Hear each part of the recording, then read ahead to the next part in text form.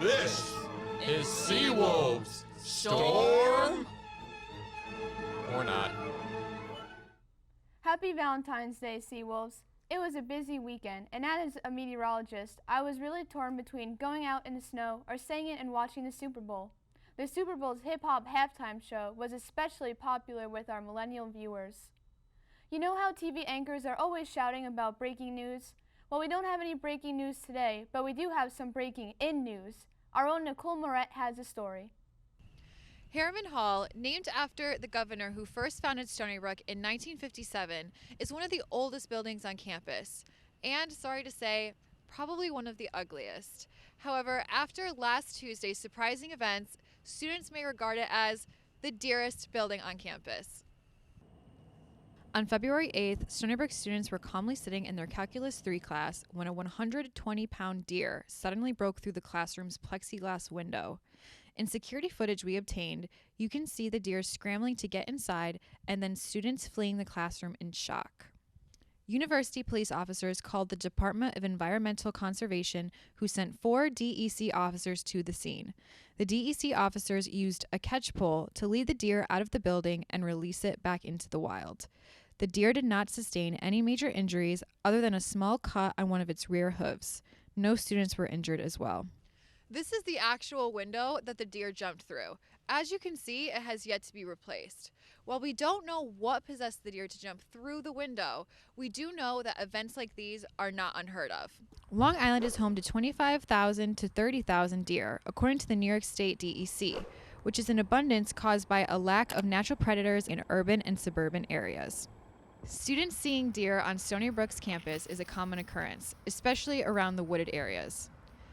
However, this adventurous deer quickly became a social media superstar after students in the classroom posted their videos.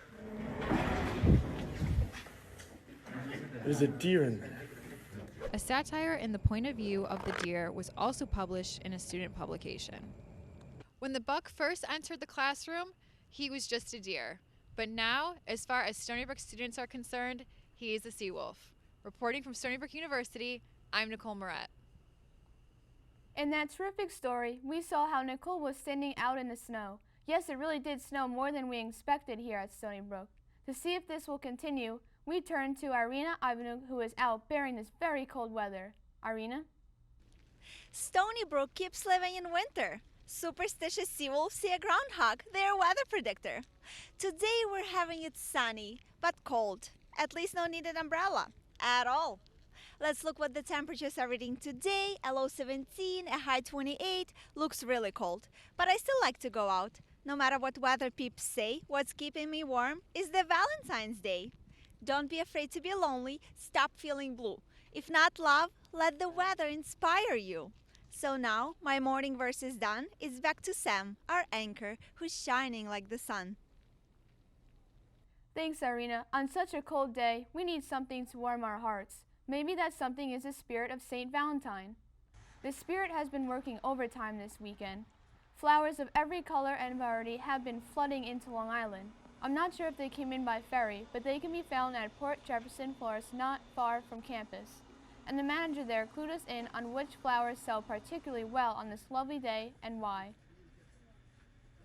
Get the most attention during this holiday? Because of love.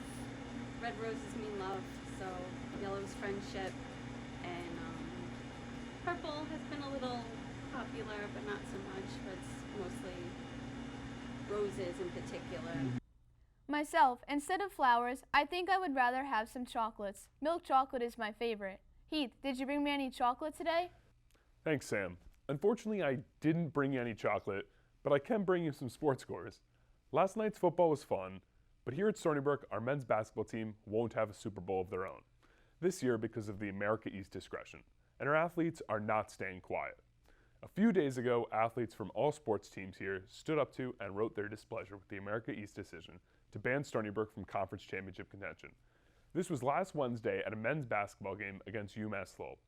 This game featured a game-high 28 points and a game-winning and one over 2 defenders with 1 second left from the 6'4 redshirt junior transfer from St. Bonaventure, Anthony Roberts.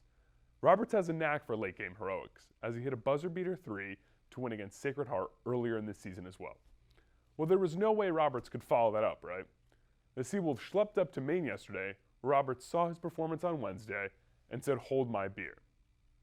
Roberts tallied 40 points and a Stony Brook record 9 threes to lead Stony Brook to their second straight win, 85-74 against the Black Bears of Maine. While there's speculation about other players' lack of motivation, Roberts isn't letting anything get in his way. The women's basketball team, however, took a tough defeat against Maine themselves yesterday, with only their third loss of the season, when a 20-point comeback fell just short.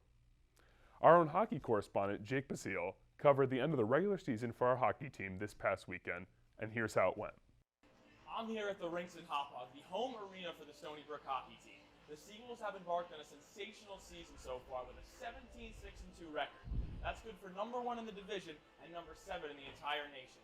I had a chance to talk to Captain Brendan Pepe all about it. With 30 points and 10 power play goals, the defenseman Pepe has been a major piece of Stony Brook's success this year. He had much to say about his team's growth, along with a surprise guest. Yeah, I think we've grown a lot since the season has started. We've gotten some big additions in the second half, and my boy Joey's been buzzing all season. What's the question? That's Joseph Slevin, one of the assistant captains for the Stony Brook Seawolves and one of the team's leading scorers. We became closer as a team, which, helped out in every aspect. And, everyone came playing hard the whole year, so. And then we got new additions in the second semester who really gelled well with the team. And, I think we're looking our best we've looked all season so far. Inside this locker room, the Seawolves are prepping for their final game of the season. They're taking on the Drexel Dragons, a team they've split the season series with so far. Each team has won their respective home game, and whoever wins tonight takes the season series. We have playoffs coming up next week off, and then nationals after that. So it's important to have some momentum going into those big games and coming up with a win against the team we lost against last time we played them. Stony Brook certainly brought the momentum tonight, exploding out of the gate with a 4-goal first period. There was no shortage of offense as Stony Brook reached double digits with a last-second buzzer beater to make the final score 10-1. And Slevin at the buzzer makes it 10. It was a successful night for the Seawolves, but not an ordinary one. Tonight was senior night. A night that means more now than ever due to last year's COVID-19 cancellation. For the 6 seniors of this team, it means one last shot at a championship. I haven't won a conference championship yet, so I'm not going to take anything other than that. With the new guys that we got and, how close we are as a team, hopefully, this could be the year and we come and perform during playoffs. For Seawolves Storm or not, I'm Jake Basile. Thanks, Jake. And while Pepe and his teammates are headed off to the playoffs in Pennsylvania, baseball, softball, and lacrosse are just getting started here. The men's lacrosse team won their first game of the season in dramatic fashion over Fairfield, with a game-winning goal by Mike McConnell with 26 seconds to go up 13-12. So to sum up, Seawolves athletics are heating up as we're all freezing outside. Back to you, Sam. Thanks, Heath. We don't have a forecast for whether the sports heat wave will continue, but we do have our own meteorologist, Deshaun Robinson, standing by to tell us what's happening this week. Deshaun? Thank you, Sam. St. Valentine is surely working overtime as she sends those frigid temperatures our way so that you can warm up and cuddle while you eat chocolate. This map is a temperature anomaly map which shows how warm or how cold it is relative to average. All those blues and purples over us today represent temperatures that are below normal. But we flip that switch later this week with the reds and pinks, which represent temperatures that are warmer than normal. This is reflected in our forecast. As you can see, we struggle to climb above freezing today and tomorrow despite the sunny conditions. On Wednesday, we climbed that temperature ladder with a high of 49 degrees and a mixture of sun and clouds. Thursday, we topped that temperature ladder with a high of 58 degrees, but a cold front will bring some rain, which will knock those temperatures down for the rest of the week. It's surely a roller coaster ride, Sam. Back to you. Thanks, Deshaun. Roller coasters? I love roller coasters. My favorite are at Disney, the best being Splash Mountain and Space Mountain in Magic Kingdom. It's the 4th week of the semester, and even without the great meteorological training I'm getting here at Stony Brook, I can forecast that midterms are just over the horizon. That is a storm of a different kind. Hope you are all enjoying Valentine's Day, Seawolves. I'm Sam Lankwitz, and this concludes this Monday's edition of Seawolves Storm or Not. Oh my gosh, thank you. This is Seawolves Storm